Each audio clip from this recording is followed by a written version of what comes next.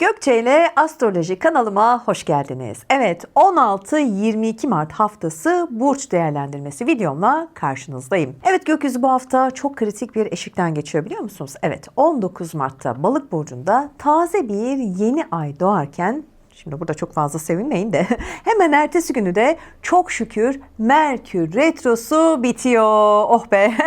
Şu cümleyi de kurabildim ya, değil mi? Evet, yani retro bizi biraz gerçekten zorladı, bu Merkür Retrosu. Ne yalan söyleyeyim. Şimdi bir süredir böyle askıda kalan, düğüm olmuş ne varsa çözülmeye başladığı bir haftadayız diyelim mi? Vallahi diyoruz. Artık ne olacak dediğiniz kararların, bekleyen imzaların veya ertelenmiş o telefon görüşmelerinin somut bir sonuca bağlandığını göreceğiniz desem.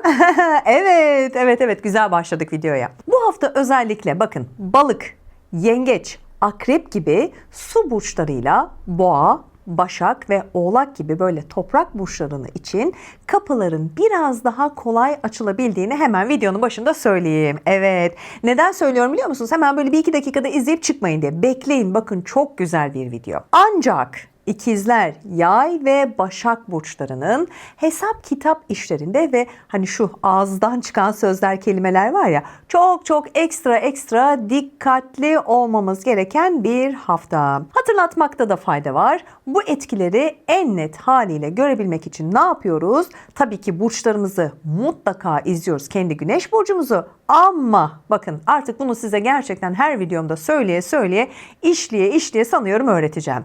Yükselen burcumuz çok önemli değil mi? Yükselen burcumuzu da mutlaka izliyoruz ve takip ediyoruz. Anlaştık mı? Şimdi evet, bu videoyu sonuna kadar izliyorsunuz ama videoya geçmeden önce yine çok önemli bir hatırlatma yapmam lazım. 20 Mart bakın, aslında çok önemli. Şimdi bu videonun arasında da böyle bunu sıkıştırmak istemedim. Hani kafanız karışmasın. Şimdi notlarım var. Bakın 20 Mart'ta biliyorsunuz Güneş'in Koç burcuna geçişi var ve bu astrolojik yeni yıl demek, tamam mı? Bunu çok detaylı bir şekilde anlattım. Bunu da izlemenizi şiddetle öneriyorum.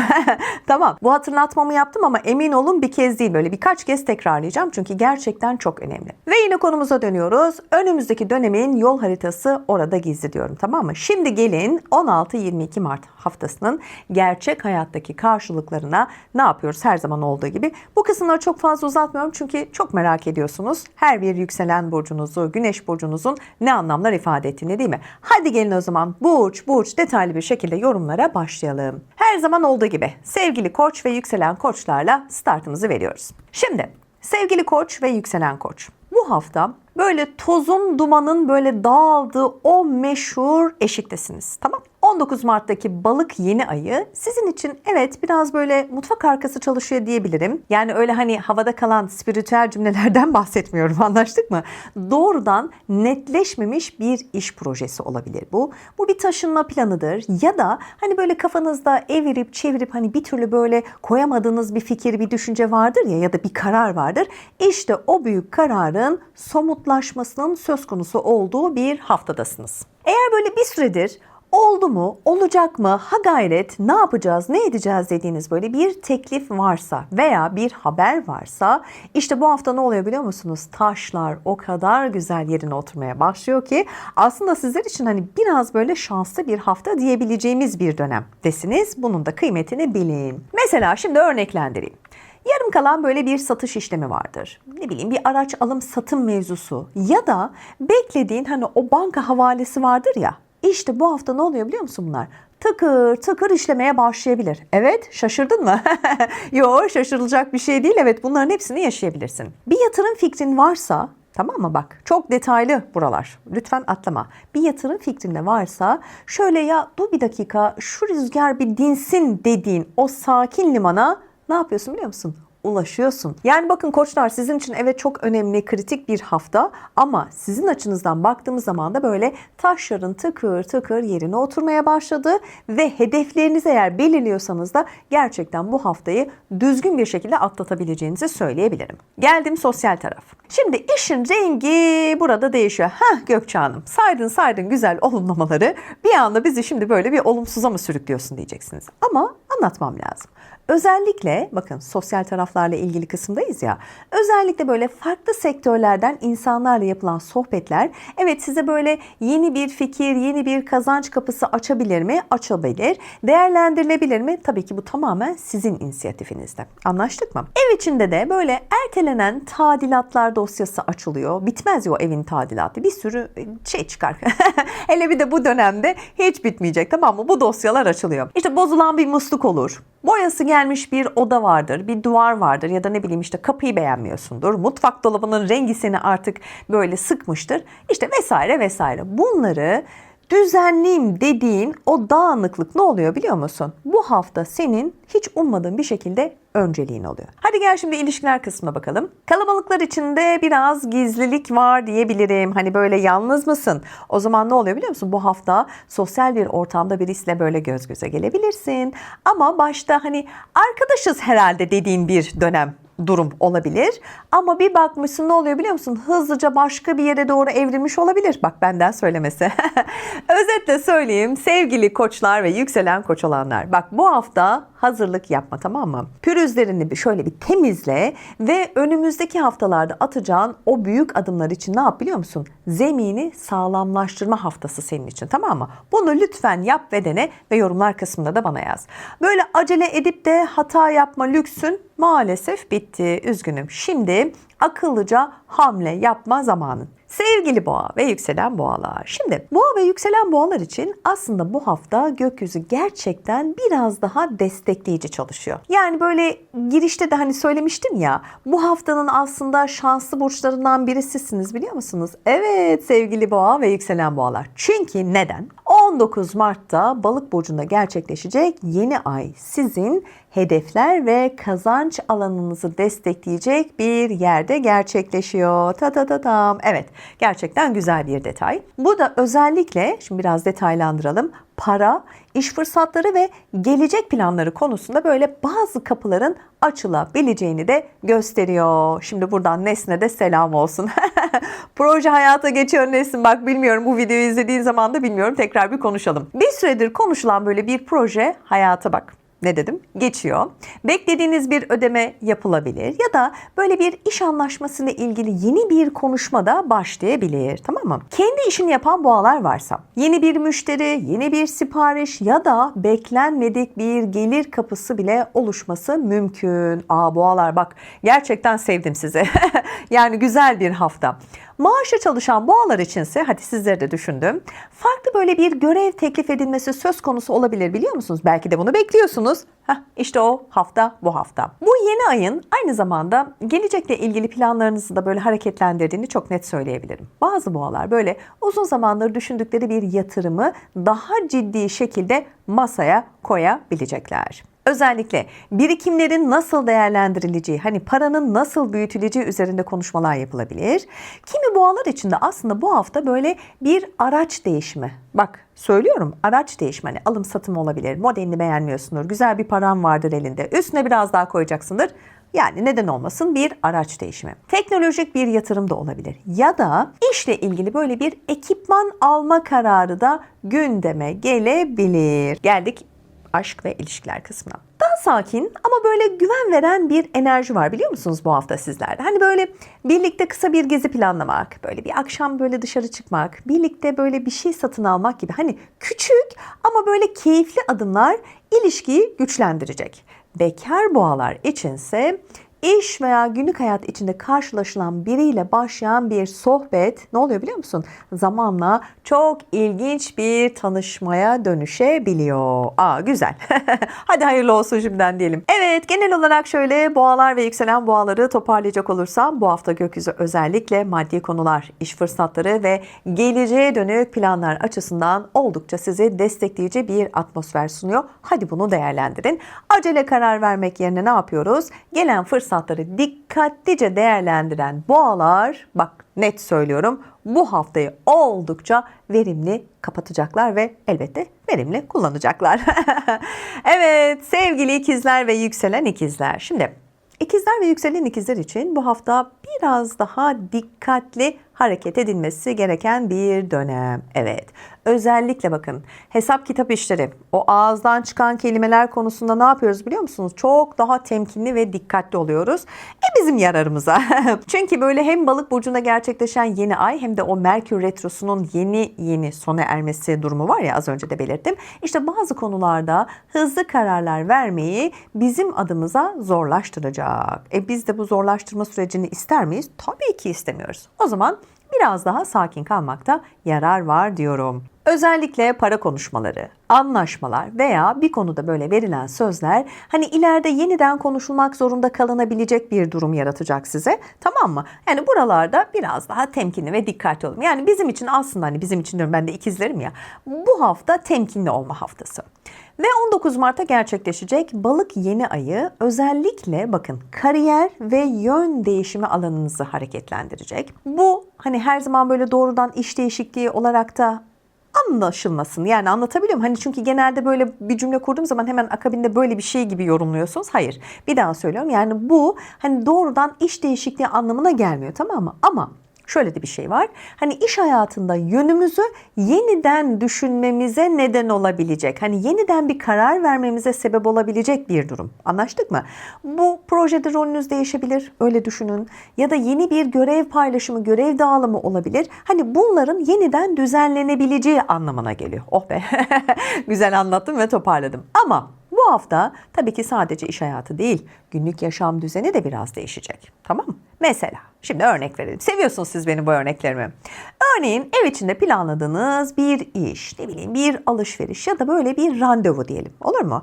Beklediğiniz gibi gitmeyebilir. Özellikle söylüyorum, hafta ortasında yapılan planların böyle birkaç kez revize edilmesi gibi bir durum mümkün mü? Evet, mümkün. Maddi konulardaysa bakın, biraz daha diyorum, dikkatli olmamız gerekiyor. Hadi gelelim şimdi aşk, ilişkiler, bakalım bize ne söylüyor. Evet, bu hafta iletişim önemli. Özellikle yanlış anlaşılmaların kolay oluşabileceği bir hafta olduğunu da belirtmem lazım, tamam mı? Yani konuşurken ne olur?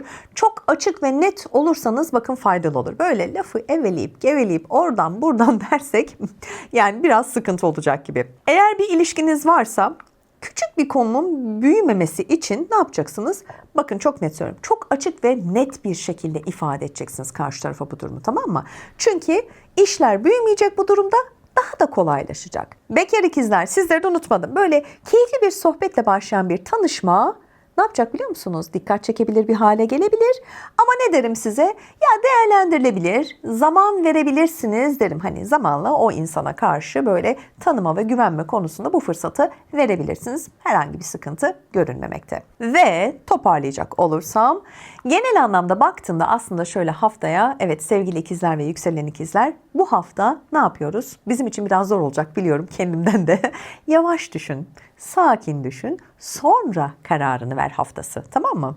Bunu yaparsak bak gerçekten başarılı olabiliriz. Özellikle altını çize çize söylüyorum. Bakın bu hafta bizim için para, sözleşme, alışveriş ve iletişim. Diyeceksiniz ki Gökçem zaten ne kaldı? Hepsini saydık. Yani her konu diyelim, tamam, burayı da böyle toparlayalım. Bu konularda ne yapıyoruz? Çok ama çok dikkatli davranıyoruz. Böyle davranan ikizler ne yapar? Gereksiz hataların kurbanı olmaz. Tamam, nokta. Ve yengeç.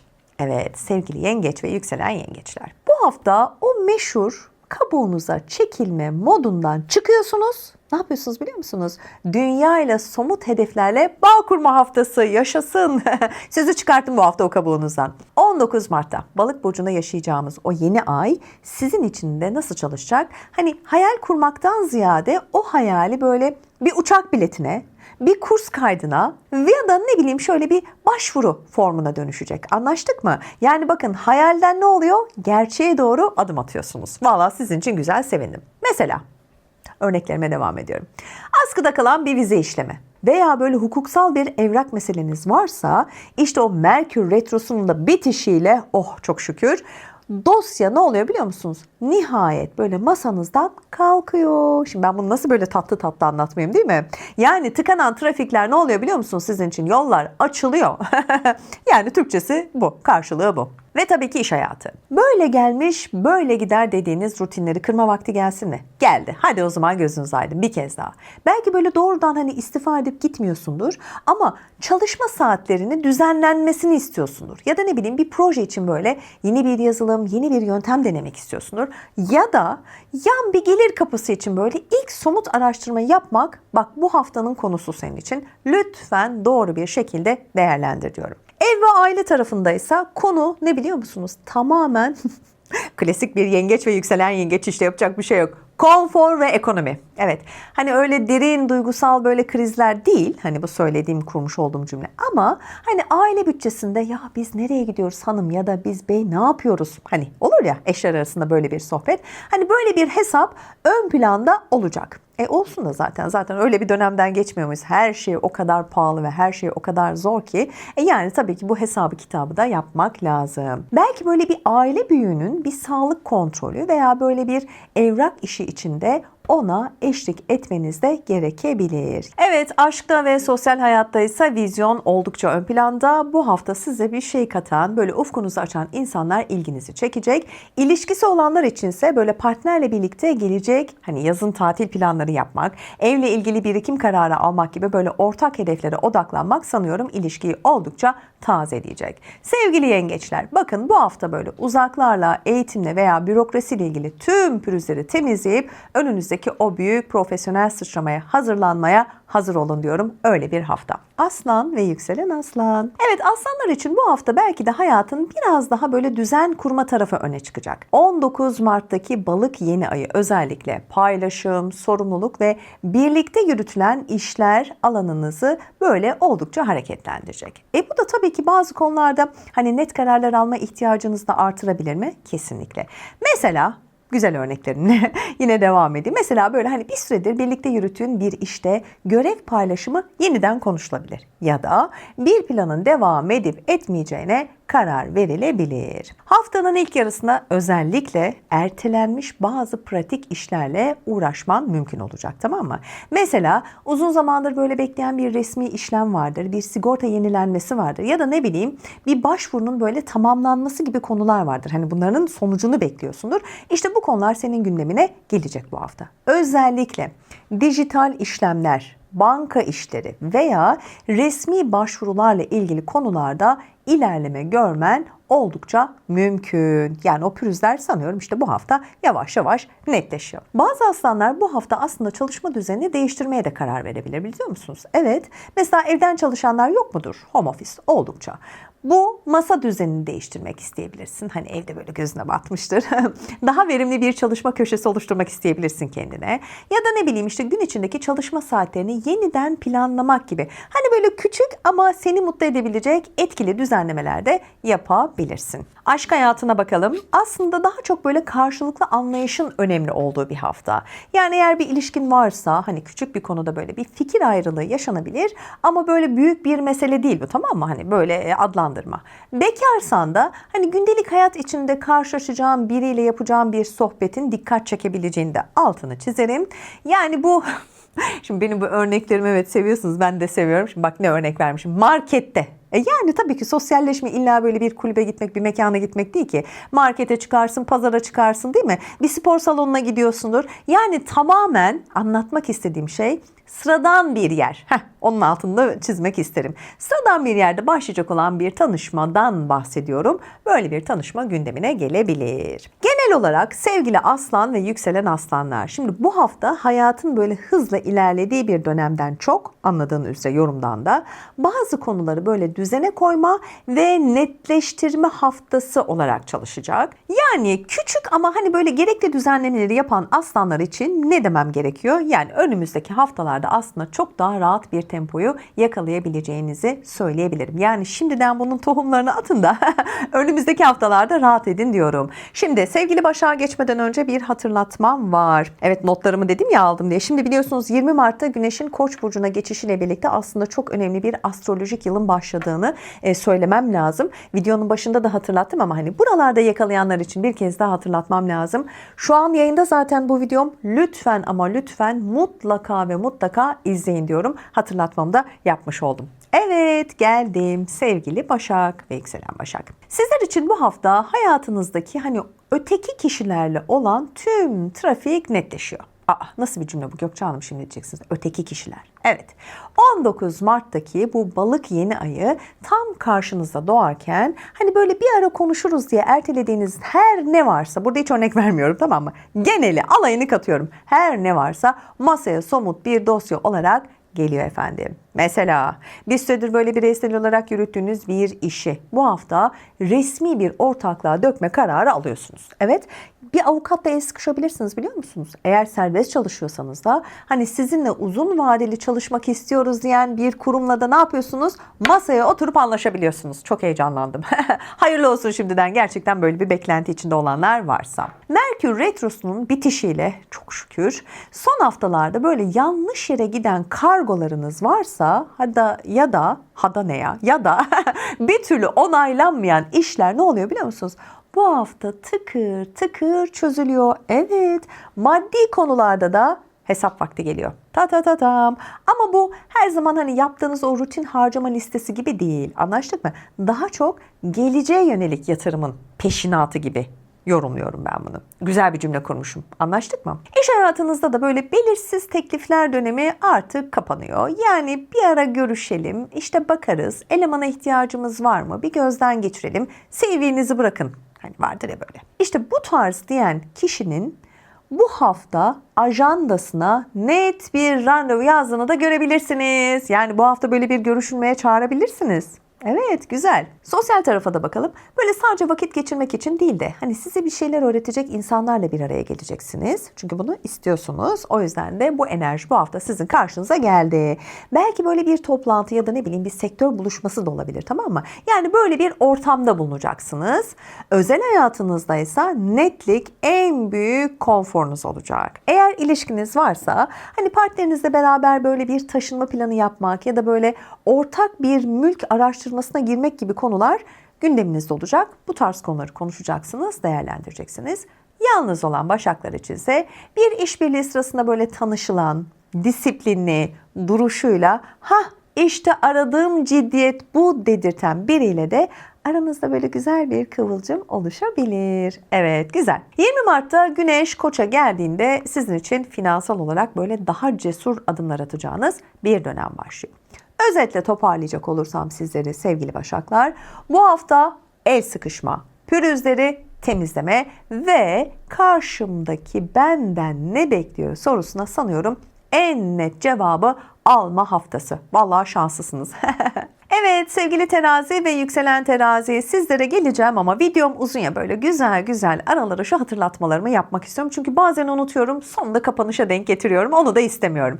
Şimdi kanalıma göstermiş olduğunuz ilgi beni gerçekten çok mutlu ediyor. Eğer kanalıma hala bu desteğinizi devam ettirmek istiyorsanız, yani sizden böyle küçücük böyle bir istirhamım olacak. Katıl üyesi olarak kanalıma destek verebilirsiniz. Gerçekten bu benim için çok önemli ve çok değerli. Ayrıca videolarımı beğenip de yorumlar kısmında o değerli yorumlarınızı gördüğüm zaman gerçekten çok mutlu oluyorum ve keyif alıyorum. Evet, bu hatırlatmalarını da yaptıktan sonra terazi ve yükselen terazilerle devam ediyoruz. Şimdi teraziler bu hafta hayatın aslında daha çok düzen kurma tarafı öne çıkıyor. Uzun zamandır böyle alıştığınız bir düzen yerini yeni bir programa bırakabilir, tamam mı? Şaşırmayın. Mesela gün içinde yaptığınız bir işin saatleri değişebilir. Bir sorumluluk farklı bir zamana kaydırılabilir. Ya da hani gününüzü planlama şeklinizi yeniden gözden geçirmeniz gerekebilir. Aslında güzel değil mi? Arada böyle bir değişiklikler yapmak evet iyi gelir. Bazı teraziler için bu hafta sağlık önemli. Bedenle ilgili bakın çok önemli farkındalıklar gündeme gelecek. Mesela bir süredir böyle ihmal ettiğiniz bir kontrol randevunuz varsa aman derim. Lütfen, sağlık şakaya gelmez. Lütfen randevunuzu alın. Uyku düzeninizi toparlamak, kendinizi daha iyi hissettirecek bir alışkanlık başlatmak da isteyebilirsiniz. Çok normal. Eğer beden sinyal veriyorsa lütfen bunlara da kulak verin ve bu hafta hassas. Tamam mı? Ekstra kulak verin diyorum. Küçük gibi görünen ama hayat kalitesini artıran kararlar bu hafta aslında size çok daha iyi gelecek ve hatta bunları çok kolay alabileceksiniz. Bakın, önemli bir detay. Çocuk sahibi teraziler. Ya bu benim için çok önemli. Çünkü ben de bir anneyim, biliyorsunuz. Çocuk sahibi teraziler için haftanın konusu aslında biraz daha böyle çocukların hayatı etrafında dönecek. Ne gibi? Şimdi bir okul etkinliği olabilir, bir yarışma olabilir, bir gösteri olabilir ya da çocukların katılmış olduğu bir faaliyetle ilgilenmeniz gibi bir durum gelebilir. Aslında ne kadar güzel bir şey, değil mi? İşte bu tarz böyle bir gelişme ev içinde de zaten çok güzel ve tatlı bir heyecan yaratacaktır. Böyle bir deneyim yaşamak ailece iyi gelecek. İş hayatında ise bu hafta daha çok günlük iş akışı ile ilgili konular ön plana çıkıyor. Yani bir proje üzerinde çalışıyorsanız eğer işin detaylarına daha fazla odaklanın derim. Anlaştık mı? Hani böyle çok fazla güven yapmayın. Bir yerlerde belki küçük bir hata vardır, düzeltmeniz gereken yerler ya da eklemeniz ya da çıkarmanız gereken. O yüzden biraz daha odak isteyen bir hafta.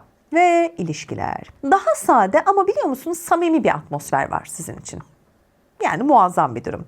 Eğer bir ilişkin varsa birlikte yapılan o küçük aktiviteler ilişkinin enerjisini oldukça yükseltecek. Şimdi genel olarak baktığımda haftaya teraziler evet büyük değişimlerden çok hayatınızda hani böyle wow diyebileceğiniz bir hafta değil. Büyük bir değişim yok. Ama bundan ziyade hayatın küçük ama önemli ayrıntılarını sanıyorum toparlama haftası gibi çalışacak.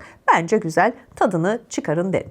Sevgili akrep ve yükselen akrepler. Evet, bu hafta gökyüzü biraz daha rahat nefes aldıran bir enerji taşıyor. 19 Mart'ta Balık burcunda gerçekleşecek yeni ay sizin keyif, üretkenlik ve hayatın daha zevkli taraflarını böyle temsil eden alanınızda çalışıyor, tamam mı? Bazı akrepler için bu değişim evet çok basit bir kararla başlayabilir. Mesela uzun zamandır düşündüğünüz bir görünüm değişikliğini yapmak isteyebilirsiniz. Ya bu saç stilini değiştirmek olabilir, gardırobunda böyle yeni parçalar eklemek olabilir, eskileri çıkarmak olabilir. Anlatabiliyor muyum? Hani çok küçük gibi görünen bu değişiklikler aslında ruh halimize iyi gelmez mi? Kesinlikle iyi gelir. Yani ben şunu yazarken bile keyif aldım. Bir de düşünün bunu hayatınızda uyguladığınızı. Yani insan tazelenir, yenilenir. Evet, bu hafta böyle bir hafta. İş tarafındaysa daha yaratıcı düşünceler öne çıkacak. Yani yoğun tempodan çok aslında fikir üretme tarafınız çalışacak. Özellikle bu hafta böyle aklınıza gelen fikirleri not etmek. Bakın buralar önemli. Benim gibi çok unutkanlık yaşıyorsanız lütfen bunu yapın. Not ettiğiniz takdirde ilerleyen dönemlerde ne kadar işe yaradığını da göreceksiniz. Aşk hayatında ise böyle daha sıcak ve rahat bir atmosfer var. Güzel. Eğer bir ilişkiniz varsa özellikle hani birlikte geçirilen böyle zamanın kalitesini artırabileceğiniz zamanlar doğacaktır. Tadını çıkarın, değerlendirin. Büyük planlar yapmak yerine benim size önerim hani birlikte yapılan küçük şeylerin daha anlamlı hale gelebileceğini düşünün. O şekilde devam edin derim. Mesela birlikte yemek hazırlamak, yemek yemek, anlatabiliyor muyum? Hani bir film keşfetmek ya da ne bileyim böyle akşam yürüyüşüne çıkmak gibi hani basit ama birlikte keyif alabileceğiniz anlar işte bu haftanın enerjisini çok güzel yansıtacak size. Yani genel olarak aslında toparlayacak olursam sevgili akrepler ve yükselen akrepleri bu hafta aslında hayatın hızını biraz böyle düşürüp hani küçük keyifleri fark etme haftası gibi çalıştığını sizlere aslında anlatmak istedim. Hani o büyük kararlar ya da ağır sorumluluklar yerine günlük hayatın içinde yapacağınız o küçük değişikliklerin aslında ruh halinizi beklediğinden daha fazla iyileştirdiğini de göreceksiniz diyorum. Yorumlar kısmında da bekliyorum, tamam mı? Sevgili yay ve yükselen yaylar, evet bu hafta gökyüzü biraz dikkatli hareket etmeyi gerektiriyor sizler için. 19 Mart'taki balık yeni ayı özellikle yaşam düzeninizi ve özel alanınızı etkilediği için bazı konularda hızlı karar vermek yerine ne yapın biliyor musunuz? 1, 2, 3 kez düşünün, tamam mı? Hani bunun sınırı yok. Çünkü bu hafta bazı durumlar böyle ilk anda göründüğü kadar net olmayacak sizler için, tamam mı? Mesela bir harcama konusunda böyle biraz daha temkinli olmanızı isteyebilirim gerçekten. Bir şey böyle satın almak isteyebilirsiniz. Evet, çok normal. Hani evinizin bir ihtiyacı vardır. Kişisel bir ihtiyacınızdır. Almanız gerekiyordur. Ya yeni bir telefondur, bir kıyafettir ya da gerçekten hani eviniz için hoşunuza giden bir şeydir, bir eşyadır. Ama birkaç gün sonra geçtiğinde ne yaparsınız biliyor musunuz? Ya o o şeye gerçekten bu kadar ihtiyacım var mıydı ya diye söylenebilirsiniz. Anlatabiliyor muyum? Ya da bunu aslında hiç ihtiyacı yokmuş da diyebilirsiniz. Anlatabiliyor muyum? O yüzden hani bu hafta böyle biraz daha temkinli olun derim. İlişkiler tarafında ise evet bazı konuşmalar böyle gündeme gelebilir. Eğer bir ilişkiniz varsa hani gelecekle ilgili küçük ama önemli bir konu açılabilir. Mesela bir tatil planı olabilir. Hani nasıl yaparız, nasıl ederiz? Birlikte gidilecek bir yerdir bu, işte yaz aylarında yapılacak bir plandır. Anlatabiliyor muyum? Bir aktivitedir. İşte bu tür konuşmalar böyle ilk anda size farklı fikirlerin ortaya çıkmasına neden olacak. Haliyle değil mi? Bir heyecan duyarsın, bir plan yaparsın, kafada oturtmaya çalışırsın. Ama bunu sakin bir şekilde konuşulduğunda orta yolun bulunabileceğini de sana söylemem lazım. Hani o heyecanla böyle gaza gelme. Anlatabiliyor muyum? Günlük hayatında da böyle küçük aksaklıklar yaşayabilirsin. Mesela aceleyle gönderilen bir mesaj. Aman derim, aman yani aman gönderme. Tamam mı? Göndermeden önce bak, büyük harf mi küçük harf mi noktasına virgülüne kime gönderdiğine, değil mi? Ben de bazen yapıyorum öyle yanlışlıklar. Aman diyorum, yanlış anlaşılabilecek bir haftadasın. Çok ama çok dikkatli ol. Öte yandan bu hafta böyle kendinize küçük bir nefes alanı yaratmak size iyi gelecek, biliyor musunuz? Evet. Hani kafanızı dağıtacak bir film izlemek ya da ne bileyim sadece böyle telefonlarınızı kapatıp hani birkaç saat tamamen kendinize vakit ayırmak, inanın zihninizi toparlamanıza o kadar yardımcı olacak ki. Yani biraz yorgunsunuz sevgili yaylar. Eşim de kafa sallıyor. Evet, yani genel olarak sizleri toparlamam gerekirse sevgili yay ve yükselen yaylar, bu hafta böyle acele etmeden ilerleme haftası. Evet, sizin için böyle çalışıyor. Ama işte dediğim gibi hani sizin bu canı tezliliğiniz var ya, böyle hemen bir an önce olsun, o aceleci tarzınız. İşte ne yapacaksınız biliyor musunuz? Bu hafta acele etmeden ilerleyeceksiniz. Çünkü hafta sizin için öyle çalışıyor. Ben ne yapayım? Özellikle bak, harcamalar, planlar ve iletişim konularında biraz daha sakin davranan yaylar ne olacak biliyor musun? Gereksiz stresten uzak kalacaksınız. Küçük ayarlamalarla ne yapacaksınız biliyor musunuz? Haftayı gayet güzel, dengeli bir şekilde kapatacaksınız. Daha ne diyeyim yani? Sevgili Oğlak ve yükselen Oğlaklar için bu hafta gökyüzü biraz daha rahatlatıcı çalışıyor. Son haftalarda zihninizi meşgul eden bazı konuların artık yavaş yavaş yerine oturduğunu hissedebilirsiniz. 19 Mart'taki Balık yeni ayı özellikle böyle iletişim, haberleşme alanınızı hareketlendirdiği için hafta içinde beklemiş olduğunuz bir haberin gelmesi ya da hani bir konunun netleşmesi oldukça mümkün. Mesela uzun zamandır böyle beklenen bir cevap gelebilir, bir iş başvurusundan geri dönüş alabilirsiniz, yaşasın. Kim bilir ne kadar zamandır bekliyorsunuzdur değil mi bu haberi? Bir görüşmenin sonucunu öğrenmek ya da böyle bir süredir konuşulan bir planın kesinleşmesi gibi konulardan bahsediyorum. Bunlar güzel konular. İnşallah güzel bir şekilde de sonuçlanır. Bazı oğlaklar içinse beklenen bir ödeme. Bak bu da güzel. Ya da alacağının gelmesi de söz konusu. Bak bunlar güzel şeyler. Belki unuttun kime ne verdiğini, pat diye telefon geldi. İşte ben borcumu ödüyorum dedi. Değil mi? Güzel şeyler. İlişkiler kısmında da hareketlilik var. Eğer bir ilişkin varsa bu hafta böyle daha ciddi konuşmaların gündeme geleceğini söylemem lazım. Örneğin mesela birlikte bir yere taşınma fikrin olabilir. Ailelerin tanışması, bak ne kadar önemli. Artık ilişkim ciddi demektir bu. Ya da ilişkinin böyle bir adım ileri taşınması. Güzel. Bak bu gibi konular konuşulacak. Bekar oğlaklar içinse hayatın aslında tamamen sıradan bir anında gelişen bir tanışma dikkat çekebilir. Böyle bir arkadaş ortamında ya da bir iş bağlantısı üzerinden başlayan bir sohbet kısa sürede ne olacak biliyor musun? Yakınlaşmaya dönüşebilir. Ev hayatında ise böyle daha huzurlu bir atmosfer var biliyor musun? Hani ev içinde yapılacak olan o küçük planlar keyif verecek. Örneğin mesela hafta sonu evde bir yemek hazırlamak, tamam mı? Yakın arkadaşlarını davet etmek ya da aileyle birlikte geçirecek o sakin güzel akşam planları vardır ya. İşte bunları yapmak çok güzel gelecek size ve bunları da gerçekleştireceksiniz. Bu hafta özellikle insanlarla bir araya gelmek ve sohbet etmek gerçekten size oldukça iyi gelecek. Genel olarak toparlayayım artık Oğlak ve yükselen Oğlakları. Evet, bu hafta büyük krizlerin olmadığı ama daha çok haberlerin ve gelişmelerin geldiği bir dönem gibi çalışacak. Özellikle gelen haberleri dikkatle değerlendiren Oğlaklar bu hafta oldukça akıcı ilerleyecekler. Evet sevgili Kova ve yükselen Kovalar, bu hafta gökyüzü daha çok günlük hayatın içindeki kararları ve somut gelişmeleri öne çıkaracak. 19 Mart'taki Balık yeni ayı sizin değerler ve kazanç alanınızı çalıştıracağı için özellikle ben emeğimin karşılığını gerçekten alıyor muyum sorusu bazı kovaların tabii ki aklından geçecek. Mesela böyle bir süredir yaptığınız bir işin karşılığını, konuşma ihtiyacı hissedebilirsiniz. Yani bu bir projede alacağınız pay bile olabilir ya da verdiğiniz bir hizmetin ücretini yeniden belirleme konusu bile olabilir. Özellikle kendi işini yapan kovalar içinse bu hafta artık bu işi bu fiyata yapmıyorum kardeşim gibi net bir tavırda ortaya koyabilirsiniz. Bazı kovalar için alışveriş ve yaşam düzeniyle ilgili kararlar da gündeme gelebilir. Örneğin uzun zamandır kullandığınız bir telefonu değiştirmek isteyebilirsiniz. Evde böyle sık kullandığınız bir elektronik eşyanız vardır. Bunu yenilemek isteyebilirsiniz. Anlatabiliyor muyum? Bu gibi küçük detaylar. Ama bu tür harcamalar aslında keyfi değil. Daha çok hayatı böyle pratik hale getiren kararlar olacak. Anlatabiliyor muyum? Telefonum işte bir üst modelini alayım kafası değil. Yani gerçekten ihtiyacın vardır. Artık ömrü gitmeye başlamıştır. Pili gerçekten yavaşlamıştır. Yani onu artık elinden çıkartman gerekiyordu. Lüks harcama gibi değil. Gerçekten hayatını kolaylaştıracak pratik kararlar için konuşuyorum bunu.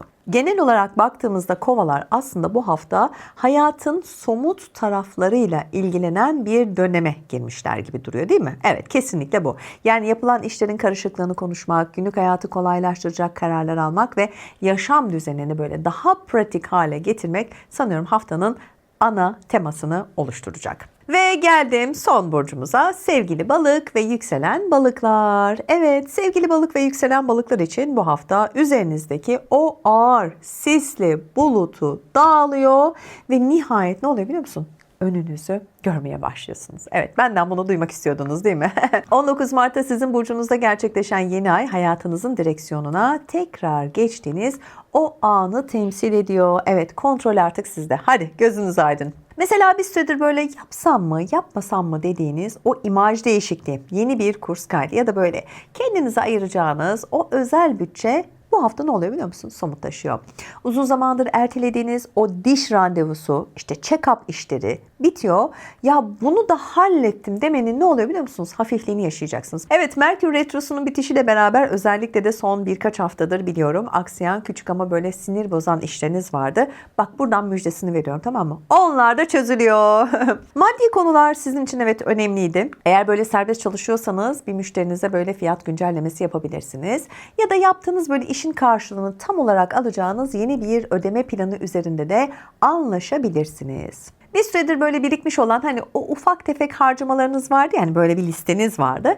Bu hafta bunları bak gerçekten söylüyorum topluca kapatabileceğiniz, hatta önümüzdeki ayların bütçesini bile daha net görebileceğinizi söylesem, evet çok ciddi söylüyorum. Hadi gözünüz aydın, gerçekten o üzerinizdeki sis, bulut her şey dağılmaya başlamış. Hadi hayırlısı olsun şimdiden. Özel hayatınızda ise böyle eğer bir ilişkiniz varsa partnerinizle beraber tatil planı yapabilirsiniz. Keyifli işlerle uğraşabilirsiniz. Yalnız olan balıklar içinse bu hafta böyle tamamen tesadüfi bir sokak karşılaşmasında başlayacak. O meşhur şu an çok trend ya aramızda elektriklenme durumu çok açık ve olası, tamam mı? Ama bu sadece böyle bir bakışma olarak kalmayacak biliyor musun? Telefon numaraları gerçekten böyle kaydedilecek, ufak ufak konuşmalar, yazışmaların bir başlangıcı da diyebilirim. Güzel. Evet, finali güzel yaptık. Evet, özetle sevgili balıklar, bu hafta sizin için erteleme defterinin kapandığını söylüyoruz. Hem fiziksel hem de zihinsel olarak tazelendiğiniz, ayaklarınızın yere böyle gerçekten sağlam bastığı bir başlangıç haftası. Oh, özlemişim vallahi böyle güzel, olumlu bir şekilde kapatmayı. Evet. Artık toparlayalım değil mi? Şimdi 16-22 haftası dedim. Sadece takvimde bir yaprak değişimi değil. Hayatımızdaki o bekleme modunun da artık sona erdiği gerçek bir kırılma noktası. 19 Mart'taki yeni ayla taze bir nefes alırken 20 Mart'ta Merkür'ün düzelmesiyle birlikte artık ne oluyor? Elimiz kolumuz bağlanmadan hareket edebileceğiz. Yaşasın. Evet, bu hafta gökyüzü bize şunu söylüyor. Planını yaptın, hazırlığını tamamladın. Şimdi o ilk somut adımı atma vakti değil mi? İster bir imza olsun, ister bir satın alma, ister uzun süredir ertelenen o ciddi konuşma olsun. Bu hafta yapacağınız her hamle yılın geri kalanındaki hızımızı çok net belirleyecek. Unutmayın, 20 Mart itibariyle Güneş'in Hep hatırlattım, bir kez daha söylüyorum. 20 Mart itibariyle Güneş'in Koç burcuna geçişiyle astrolojik olarak yepyeni bir yıla giriyoruz. Bak yine söylüyorum kapanışı yaparken bu videom yayında mutlaka izleyin. Bakın çok çok önemli bilgiler var. Büyük enerji değişimini hayatımızın hangi alanına nasıl kullanmamız gerektiğini gerçekten çok keyifli anlattım. Güneş Koç'ta, tamam mı, videomun başlığı. Mutlaka izliyorsun ve oradaki stratejileri de not al. Hatta bununla da kalma, benimle de paylaş. Haftaya dair tüm detayları sanıyorum çok ayrıntılı bir şekilde konuştuk değil mi? Eğer videomu beğendiysen ne yapıyorsun? Beğen butonuna basıyorsun. Bak bu arada cep telefonlarını tabii ki hepimizin elinde olduğu için çok sık kullanıyoruz. Buradan da hype'lamayı, tamam mı? Ve hala da abone değilsen ne kadar ayıp. Ya bir de bir şey söyleyeceğim. Gerçekten kapanış yapıyorum ama. O kadar güzel video ki. Şimdi burada kendi Güneş burcunu izliyorsun. Yükselenini izliyorsun. Kapatıyor musun? Niye yapıyorsun? Hayatında olan sevgilin, erkek arkadaşın, eşin merak etmiyor musun? Yahu birlikte yol aldığın insan. Onun da Güneş burcuna bak. Yükselenine bak, tamam mı? Evet, haftaya görüşmek üzere diyorum. Küçük bir sistemle de bitirmiş oldum. Kendinize iyi bakın. Hoşça kalın.